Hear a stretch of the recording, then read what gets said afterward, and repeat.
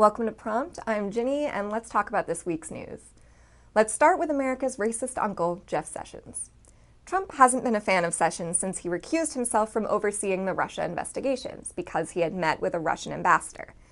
Sessions was actually one of the very first fans of Trump in the Republican base, so Trump took this recusal as the biggest betrayal of loyalty. He's tried to make it up by separating children at the border, but Trump seemed unimpressed. Republican leaders had convinced Trump to wait until after the midterms to fire him, even though he's been eager to do it for a while. So in the meantime, he's just been constantly insulting and publicly berating Sessions. Well, it's after the midterms. Plus, with a Democratic majority in the House in January, he has more reason to find an attorney general that will protect him in investigations. When he got the call from John Kelly asking him to resign, Sessions reportedly asked if he could stay until the end of the week, and John Kelly said no. It's also important to note that before he was resigned, he greatly reduced the Department of Justice's ability to crack down on police brutality as forcefully as they used to be able to. Now, Sessions' Chief of Staff, Matt Whitaker, is now the temporary Attorney General. So he's overseeing the investigation rather than Rod Rosenstein. Whitaker has shit-talked this investigation for years, and he's talked about slashing its funding. Basically, the president now has a direct line of authority over the Mueller investigation. And there's actually a chance that Justice Department ethics advisors would ask Matt Whitaker to recuse himself because of his public opinion on the investigation. And then Rod Rosenstein would be back in charge. Next, let's take a look at the midterms. Midterms happened over a week ago, but some results are actually still coming in for some states. Arizona and Florida both had recounts for their Senate races, as is Georgia for its governor. Arizona was dependent on the tiny margin provided by mail-in ballots.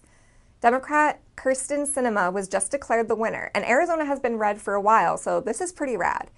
In Florida, any race with less than 0.5% lead qualifies for a recount. As of last week, Rick Scott was leading by only 0.18% over Democratic incumbent Bill Nelson. Rick Scott said that the recount is full of fraud without any evidence. In one county in Florida, Broward County, there were a lot of votes missed by the machine recount, so now they're being manually counted. Also in Florida, Andrew Gillum had conceded to Ron DeSantis, yet he now only trails him by 0.5%. Absentee, provisional, and overseas ballots are still being counted. In Georgia, Stacey Abrams still hasn't conceded to Brian Kemp, who's less than 2 points ahead, about 63,000 votes, which is actually slightly above the 50% line. But Abrams insists on all votes being counted. And reminder, Kemp was Georgia's Secretary of State and thus in control of the voting process, and he only resigned from his position after the election, after putting voter registrations of 53,000 people, most of them African American, on hold. A federal judge in Georgia called for a delay in the certification of the state's election results until at least Friday. Trump has said, don't worry about the recount, it's just time to move on and make Kemp the winner. Everyone's vote deserves to be counted. Why is that so controversial? Florida has until 3 p.m. today for their machine recount. If the margin is 0.25% or less, it goes to a hand recount. A major issue with the recount is unclear signatures on mail-in ballots, which mostly affects younger voters. Thousands had previously been rejected, and Democrats have begun lawsuits. In other news, speaking of lawsuits, CNN is suing Trump and Sarah Sanders following Trump's suspension of Jim Acosta's credentials. Acosta is a CNN correspondent, and the White House is being accused of using a doctored photo to show that Acosta inappropriately placed his hands on a female White House intern. What actually happened is that the intern, doing her job, tried to take the microphone away from Acosta. Acosta held onto the microphone. That's it. No foul play whatsoever.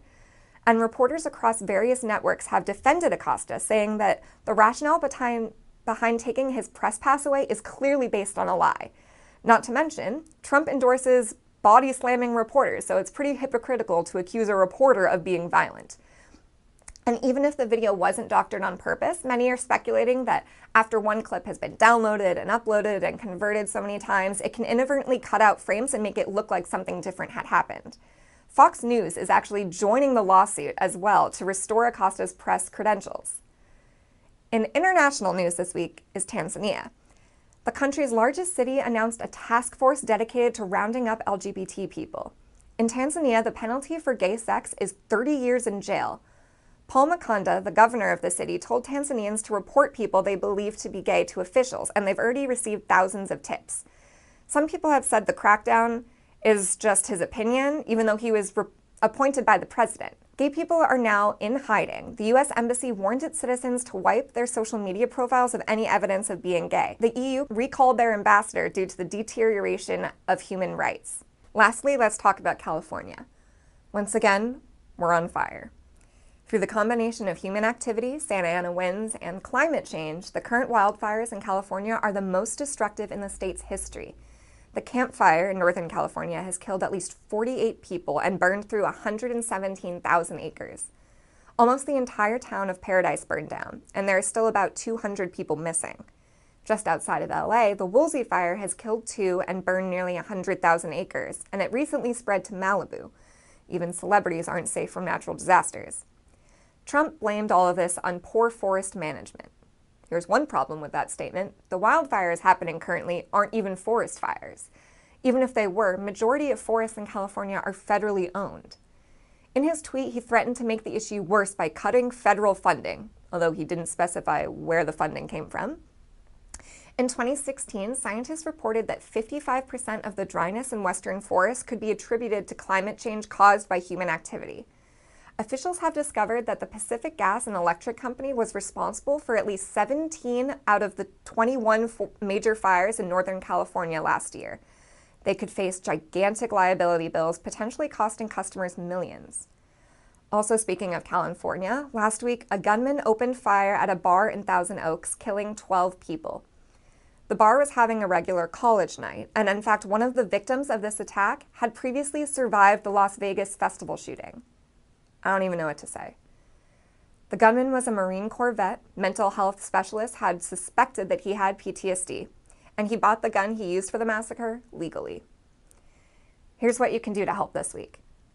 If you want to help people affected by the California wildfires, donate money, not supplies. Right now, nonprofits are asking for direct monetary donations rather than more supplies. That includes the Red Cross and the Humane Society of Ventura County. GoFundMe also has a page that links to families who have lost their homes, so you can donate to them directly. If you live near areas affected by the fires, Airbnb is actually letting people mark their homes as a place for evacuees and aid workers to stay there for free. I'm Ginny, and thanks for watching Prompt.